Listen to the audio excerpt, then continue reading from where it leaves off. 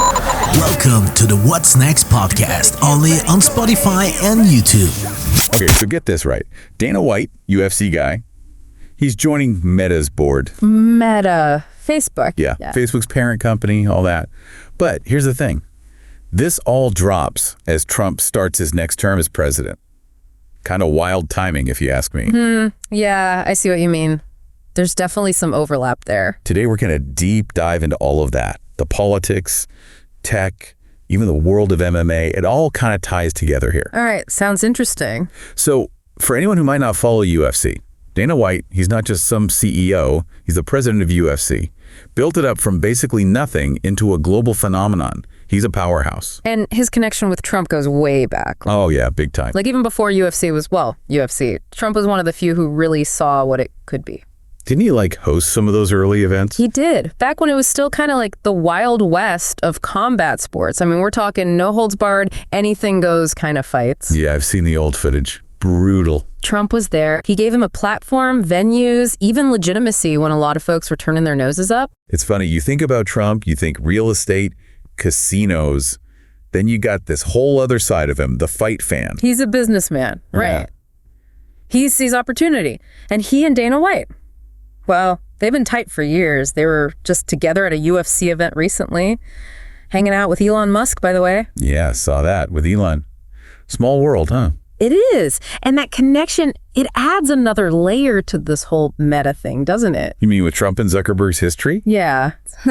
Complicated, to say the least. Let's be real, they haven't exactly been BFFs. No, definitely not. Especially after January 6th.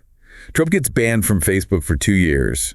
And he's been super vocal about his issues with Zuckerberg, claiming Facebook's biased against conservatives. Yeah, he's called out Zuckerberg on that a lot. And then you have Dana White, who's been a pretty vocal Trump supporter, joining Meta's board. It's definitely a head scratcher. What do you think's going on there? Is this Zuckerberg trying to, like, mend fences with the whole Trump world? It's possible. Look, Zuckerberg's a smart guy. He's got to see how divided things are becoming, right? Maybe he's playing the long game here, trying to build bridges. Bridge the political divide, maybe. Exactly. And remember, it's not like they haven't been talking at all. They met at Mar-a-Lago a while back, pretty hush-hush. And then there's that big old donation Zuckerberg made to Trump's inauguration. So maybe it's less about taking sides and more about finding a way to navigate this crazy landscape we're in. I think that's a good way to put it. And Dana White, he's a piece of that puzzle. All right, so let's talk about Dana White, the meta guy. This wasn't like they just called up any random CEO. Oh, no, not at all. White has said before that he had no interest in joining any board at all. But Meta was different. Meta was different. He sees something there, something big. He's talked about how social media and AI are the future. He thinks they hold the key to, well, he hasn't exactly spelled it out. Okay, so how does someone like Dana White, who built his career on knockouts and pay-per-views, how does he fit into all this tech stuff? Where's the connection? Think about it this way. Zuckerberg, he's got the tech, right? The platform. But what's he really good at? Connecting people, building communities, getting people engaged. I mean, White, he's built a whole empire on that, hasn't he? Exactly. He knows how to create a spectacle.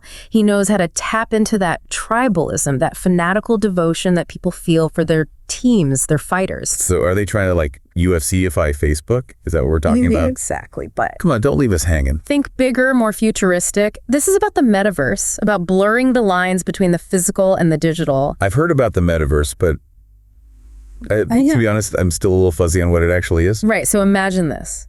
You're at home, but you're also ringside at a UFC fight. Not through a screen, but like you're actually there. You can feel the energy of the crowd. You can interact with other fans, maybe even virtually train with your favorite fighters. Whoa, hold on. That's the vision. And it all ties back to AI. Imagine AI curating your feeds, showing you exactly what you want to see, connecting you with like-minded people, personalizing your whole online experience. So there's like an AI-powered, super personalized virtual UFC arena. In a way, yeah. But it's not just about UFC. It's about everything. Imagine that level of engagement applied to any interest, any community. So this is like way beyond just liking posts and sharing memes. Way beyond. And that's where it gets really interesting. Remember how we talked about Zuckerberg maybe trying to bridge the political divide? Yeah. How does this fit into that? Well, think about it. AI can personalize your experience, right? Yeah. So what if it only shows you content that reinforces your existing beliefs? You end up in an echo chamber surrounded by people who think exactly like you. Oh, that's kind of scary. It could be. Or maybe it could be used to connect people with different viewpoints in a more constructive way. Maybe AI can help us find that common ground. It's a double-edged sword. It's a lot to wrap your head around, for sure. Okay, so let's break this down for our listeners. Dana White joins Meta. It's not just a business move. It's not just a political play. It's about the future of online interaction. It's about entertainment merging with technology.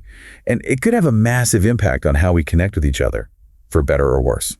It's really about the power of connection. How do we build community in this digital age? And what role will AI play? Will it bring us together or push us further apart? Big questions and no easy answers. And that's what makes this whole thing so fascinating. This move by Meta, it's like dropping a match in a powder keg. We know something's going to happen, but we don't know how big the explosion will be. So listeners, what do you think? Is this the dawn of a new era of online connection? Or are we heading down a path towards even more division? Thanks for watching to our podcast. Don't forget to subscribe. What's next?